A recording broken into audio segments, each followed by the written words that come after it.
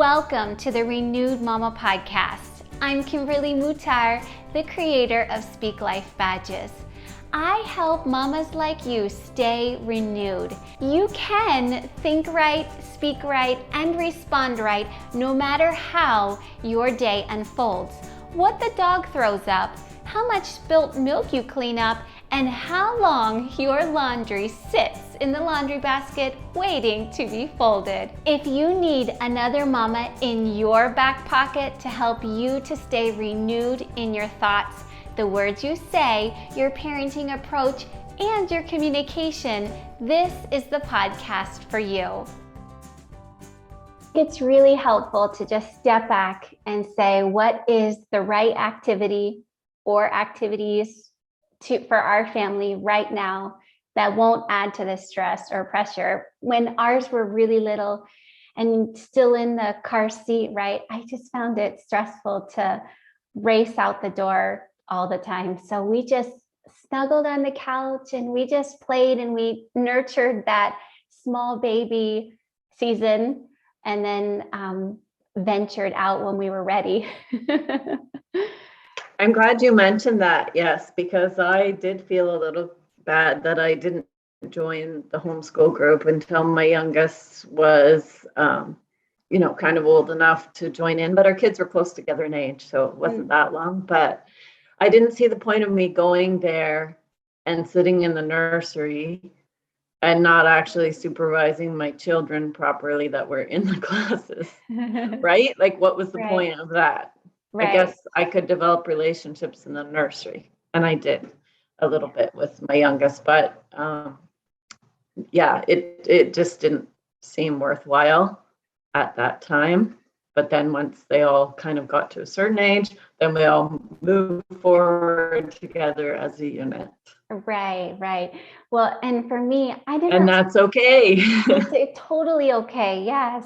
And I didn't like the mom that I was in order to get them out the door, right? I thought I had prepared ahead of time, but there's always those last minute things, right? And then to be shouting and where's your shoe? And I just finally said, no, it's not worth it. I don't want to demonstrate this to my kids. And yes. And there are some little tips like keeping a basket of socks by the door, because you know that kids think socks are disposable and they just take them off everywhere. And even one thing that I went through is, when the kids were going to play soccer in the summer, and if they didn't know where their shin pads were or their, I'm a super responsible person. So then I would put it on myself, and I had to learn to just be like, if you aren't organized and you don't have your stuff, that's your problem, not my problem. Like, I made everything my problem. Right. But really everything isn't our problem. The kids can take responsibility too, right? And they can sit on the sidelines too if they're not ready, instead of taking it on ourselves and getting stressed out and getting angry. A lot of our anger is just stress. Yes. So, Exactly. I even had that pressure, self-imposed pressure with my husband and packing his lunch. Because, as the newly married wife, I thought, I'm just going to pack his lunch. It's like a act of love for him, right? And I know you don't like to pack lunches. No, I don't. I know. I don't. And then no one packs my lunch. Yeah, exactly. I loved how you said that in your book. Yeah, that's right. Nobody packs mom's lunch. But then, the kids come along and you're like, what is the deal? I am still packing his lunch. Forget it, right? I like to joke around that the reason I homeschooled is because I hate packing lunches. Because some people are like, well, I could never homeschool because whatever. Right. I'm like, well, I could never send my kids to public school because I just hate packing lunches. It's a bit of satire, though, of course. But Exactly. I love that. Let's talk about worrying about what other people think, like what the in-laws think when we're homeschooling. And you bring all your kids, all 4 for you or all 3 for me to the grocery store in the middle of the day. And the grocery store clerk says, oh, no school today? How do we get over that feeling of worrying about what other people think? Well, again, we're all different, right? And so I'm actually not one to worry that much about what people think. I try to do what's right, no matter what people think. So it's not my hang up, but I would say that it can be a very common hang up to be a people pleaser or to be insecure and worry about what people think. One thing that helps me is to think that, I do care what people think. I think it's okay to care what people think, but I just don't make my decisions based on what people think. And if you can separate those two things, I think that can go a long way. That's golden. I'm an over explainer anyway. So I would just go into explanation mode, which I don't need to go into at all. I don't really. I would just say that they're homeschooled. And I had the advantage that if they said, oh, homeschooling, I'm like, well, I was homeschooled and I turned out fine. Yeah. And then what could they say? And then I do a little shoulder twitch and a little tick and then, no, just kidding. Yeah, exactly. Just kidding. But, you learn, why are people asking? Are they asking because they disapprove? Are they asking because they're genuinely curious? I think if someone's genuinely curious, like, then you can answer their questions just sincerely and nicely. Yeah. And really maybe, educate them. But, if their attitude isn't great, you don't actually owe them anything. Right. Yeah. Yeah. It's like what right do they have to ask lots of personal questions? Right. Where I live, it is legal to homeschool. I'm still getting questions because when I bought the laundromats, sometimes we laundry schooled because if on my brief shift or whatever, the kids weren't getting their work done at home, they would come with me and I would have desks set up and they would work on their stuff. They're switched on Schoolhouse or whatever while I was at work. And so I had a customer come in recently and he's like, I remember when your kids were doing their homeschooling, and it just blows my mind because he came from a former communist country. And so of course they think that the state owns the children, not the parents, right? Right. And so we've had some good conversations about it, but he was very curious to see how it all turned out in the end. And so I told him, one works for the, at Queen's Park, which is our provincial seat of government, for example, and another one's married and runs a business and has a side hustle, and another one just graduated from business at college, and so on and so forth. But it just, some people are genuinely curious or they don't understand why, and you can have a conversation. But yeah, it's up to you. It's up to you what you say. And then you get are these kids all yours? And I only have 4. Exactly. I have lots of friends that have 9. So, and I have other friends that have 1. And then my son would always pipe up and say, I have another brother named Zach, but he's not here. And it wasn't actually his brother. It was the neighbor boy who would just come over and blend right into our family, whatever we were doing. Right. One time we were we were doing like an India unit, and I had gotten some Indian worship CDs from Gospel Praise or something, and we were listening to them, and he came over, he just joined right in, no idea what was going on, but kind of like my adopted extra child was the neighbor boy. But that's fun. Sorry, I'm off on a tangent now. Don't worry about what other people think. You made a decision, and it's your decision to make, to homeschool and to whatever. Yes. So. If you can free yourself of that need from someone who is or was a people pleaser, that you answer to no one but God ultimately, but your children and your family. And so back to that one comment where you said you focus on what matters now here in your family, right? And you don't have to give any explanations or anything like that. really at the end of the day, like with your children who are grown now, the fruit in their life and the people that they become is enough evidence, right? The result that will speak volumes to people. Yeah. And you don't actually have to wait that long. So my in-laws were very unhappy that we were deciding to homeschool. You know, they knew just one weird homeschool family or whatever we all do. And I'm like, ooh, I happen to know a few weird publicly educated families as well. But they were really skeptical. But after a year or two, and they saw that the kids were intelligent and well-behaved, etc., then they started to be like our biggest fans for it, because they saw that it was going well. So you don't have to wait all the way till they're in their 20s, but yes, agree. You know, the proof is in the pudding, and it will, you know, they'll see that you have a happy, good family and you're diligent and so on. It's probably their fears and their people-pleasing issue that is causing them to be skeptical of you doing something outside the norm. So you know, I think when you're younger, you don't really realize that other people have issues too, and that they are seeing things through their lens of how they've developed over the years. And then they're putting it on to you. But once you can realize that, then you understand a little more and then don't take it personally. Exactly. Yeah.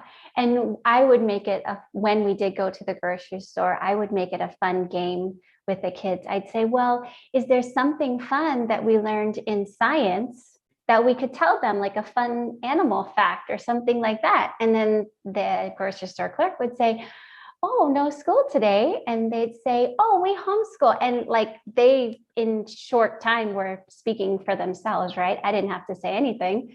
And they said, and did you know that polar bears actually have black skin? And then, of course, the grocery store clerk was like, oh, that's what all our discussion needed to be, right? Thank you. You just gave me a new nerd fact for today, because I like to get one each day. So yeah, polar bears actually have black skin. Oh, that's good. You mentioned just briefly ago, but I want to talk about it again, about homeschooling and bringing home the bacon, or doing too much. So the other day I met Sarah, and she said that people tell her all the time that she's always doing too much. And her challenge is deciding on what is too much, because she wants to do it all and she loves to do it all. And she's new in this homeschooling journey. So Rowan, you are the perfect one to answer this question, because you have done it all. I mean, you mentioned the laundromat. You've homeschooled, you've supported your husband in his nonprofit work. You ran a daycare. While your children were little, you tutored. You had a home party business that grew to where you were promoted to manager. You were given the company van. You were speaking at the conference as the #1 manager of the year. And I got carried away with things. Yeah, you've done house cleaning. You bought the laundromats. You write history, homeschool curriculum, and you've authored a book. So what would you say if you met Sarah and she asks you, how do I decide how much is too much, because I want and I love to do it all? First of all, different people have different capacities for doing a lot. And my husband and I are both able to carry more than the average person. And maybe Sarah is too. And so you have to know yourself. So my best friend in my child raising years was very different than me. She just needed to be home in the evenings. She couldn't have too much on her plate at all. Her capacity was different. She needed to recharge with order, with home time, etc. So for her, I learned a lot from her, actually. And my book, my Inside Outside Box book, is dedicated to her and most of my other introvert friends. that I've had in my life. But so you have to know your capacity, first of all, because it's different for everyone. And you have to watch for the symptoms of doing too much, and it's different for everyone. But if you're super disorganized, you're starting to double book yourself by accident or forget appointments, or you know what I mean, those kind of symptoms. It could be symptoms in the kids' behavior. So I had one child who I could just pack up and go. Like we could go to Bible studies every night. She'd just tag along. She'd go to sleep in her little playpen, whatever. You know what I'm saying? Like she could just go. And she doesn't. She's like that still. But my next child was very stressed out if she wasn't home and she didn't have a routine, and things were like you had to romance her into something 3 days in advance so she knows what to predict, and she's more anxious and so on. So I had to really actually change my life when my second one came along. Well, my first was only one anyway, but I had to change my life because nap time had to become sacred, and and we had to have more of a routine, and we couldn't gallivant around everywhere as much because she would be stressed out. So there's also that too. So you just need to know what sort of the signs and symptoms are if you're starting to have health issues that are related to stress. So it's very individual, and it's really not up to other people to tell her she's doing too much unless she's complaining about it. If she's complaining about it, then she has some choice in what she is doing. But also, like, I didn't feel I really had a choice to bring home bacon. I would have liked to, have my husband make double what he made and what my friends' husbands were making. But we believe in his cause. So he's actually a pastor. So, I support that. It's his calling. So he can't help it. We could maybe go to a bigger city church and have a bigger salary, but you know what I'm saying? It's not where he's called right now. So I would have liked to not have that on my plate, but then I had to subtract other things from my plate, right? A lot of social, because by the time I made sure the kids were taken care of and their education and did my work, there isn't much left over other than a bit of volunteering in church, because I think that we should all use our gifts to serve with. But then I didn't serve with everything, or I tried to serve with a seasonal thing. Like if I just had a baby, then I would run mums and tots because I was going to be there anyway with my baby, and I could bring my baby. So it fit in to the season. So there's no pat answer for Sarah. It depends on what Sarah is like. Is her husband feeling neglected? Are her children neglected? Is she having health issues? Is she double booking herself, etc.? If none of those things are an issue and she's happy and wants to do them, all those things, do them. It's not up to someone else to say how busy she is. Right? Yeah. That's amazing. So maybe that's a different answer than you were expecting, but I think it's spot on. I think it's perfect. Yeah. Right. But if she is feeling burnt out and, overtired and things like that, how does she, well, I guess it's by priorities, right? You just have to think, what are the most important things? And it's not that easy to say God, family, work, hobby, because sometimes work and God overlap sometimes, right? Yes. Sometimes there's just deadlines. Yeah. And then it's like, so my kids knew that when I organized an annual women's conference at our church and for ladies of surrounding area, they knew that week homeschool is a write-off, right? Or when we were farming and we had a big garden harvest to bring in and pickles to make and so on, maybe we wouldn't start until October 1st, right? Because we had to get the harvest in and then we could do so. And the kids learned about gardening and things too. And canning so just don't, you're in charge of your homeschool schedule, not someone else. It doesn't have to look like someone else. Yes. Yeah. Yes. Oh, so good. You have given so much wonderful encouragement, and there's so much more in your book. I just want to encourage the mamas listening to get Rowan's book. Where can they get your book, Enough Already? Sure. So I have a few websites. You can go to Canadian-A.com. Okay. You can go to headphonehistory.com or canadahomeschools.com. You can also get it on Amazon. And I want to encourage people that it's an easy read. Like, yes, it's pretty quick and the chapters are short. So, don't feel like you don't have time to read this book, because with the way it's written, you do actually have time to read it. And there's also a study guide with it too. So if you're in a homeschool group or you want to get together with some friends and have some mama care time at Starbucks or whatever, you can have discussion. Questions are included. So right.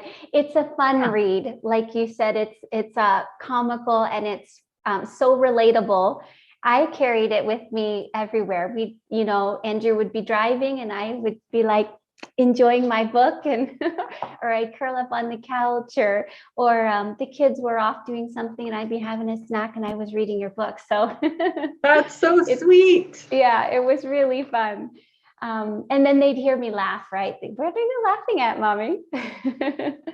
Yeah, I'll leave all of those links in the show notes. Tell us about the headphone history and audio history of Canada. How can we use that in our homeschool, us Canadian homeschoolers?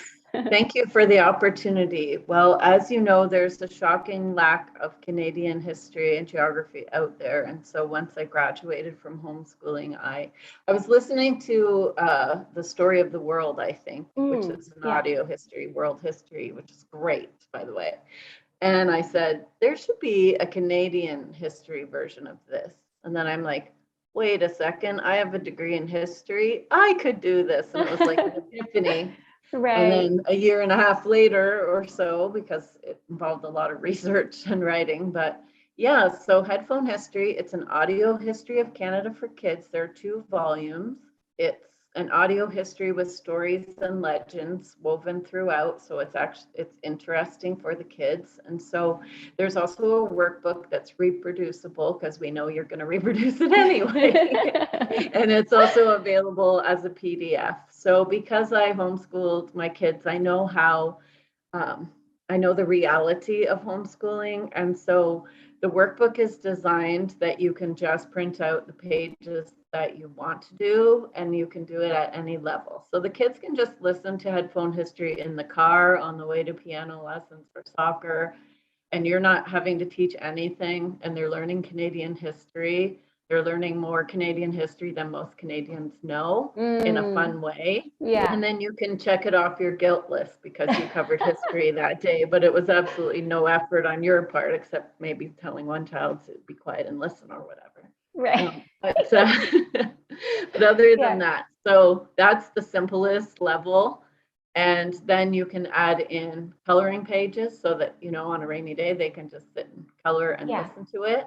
Cool. And they correspond with whatever topic is in the audiobook.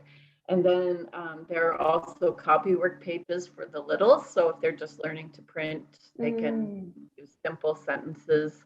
Or if you're making a lap book or a unit study, you can just print the pages that you need for it. And then there are questions and quizzes and tests and word finds and crossword puzzles and things like that. So you can do it as little or as much as you want. You can go all out academic, or you can go just listening in the car and everything in between.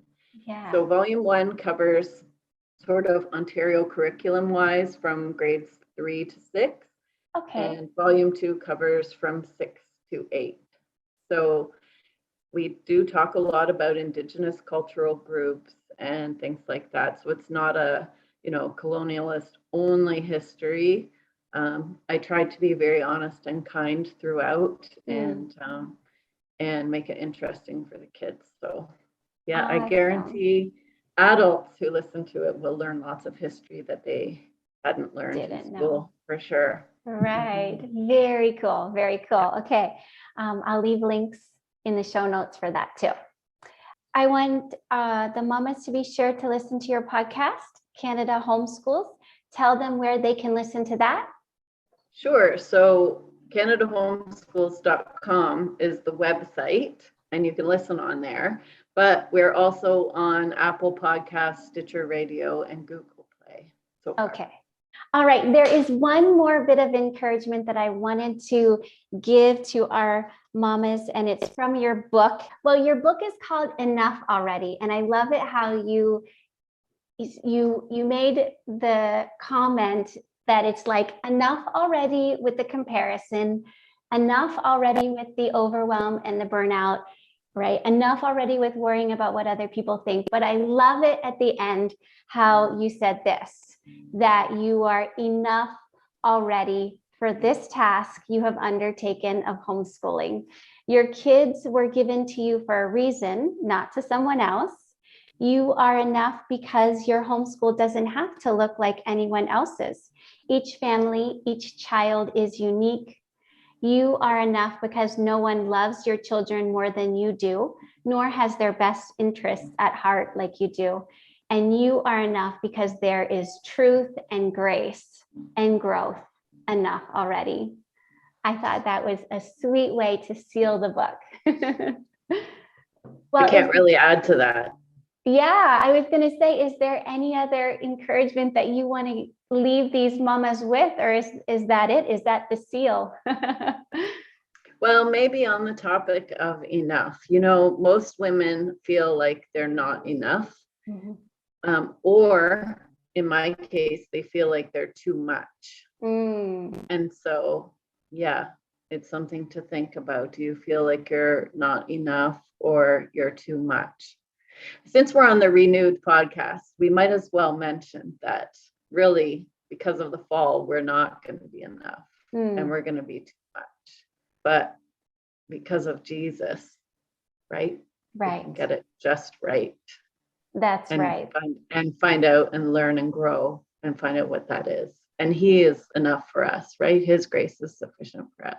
Right. I always say to mine, I've never been a parent before, so I had to learn as I went along. And so if I were to go back and be a parent now, I'm sure I'd be a much better parent. But I'd never done it before, so right. But yeah, his grace is sufficient for us. And if it feels like it isn't, then that's when we have to look at, are we overwhelming our schedule? Like, are we asking more of ourselves than he is asking of us? That's right. That's right. And you mentioned about the headspace early on in our conversation. And that's a lot of what we focus on the Renew Mama podcast. What are we thinking in over and over again? That's like that broken record, right? Are we saying, I'm not enough. I just can't get it all done. This is too much, right? This kid's driving me crazy all the time, right? Are we speaking that out?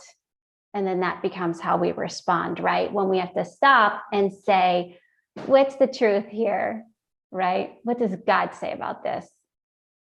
That's right. And our kids can internalize some of that stuff too, right? So I was just talking with one of my daughters the other day, and we were just talking about their childhoods. And I said, I never said that you were bad, that your behavior was bad, but I never said like you're a bad girl or you're a bad boy, because I felt that if I did, they would internalize that, and then they would think, what is the point? Or they try to live it out because that's what I spoke over them, right? So I didn't speak that over them and tried to distinguish between them and their behavior. Right, exactly. But it's hard. It's a lot, especially in the moment. Right. Or if our parents said stuff to us and then we find ourselves saying it and we haven't really thought it through. Yes, exactly. It's a process. Right. Oh, we could just keep talking, couldn't we? I know, right? Yes. Oh, thank you so much for joining us, Rowan. It has been fantastic, a delight. Thank you so much for having me. I've enjoyed this conversation very much. Yes. Didn't Rowan share so much golden truth in this conversation?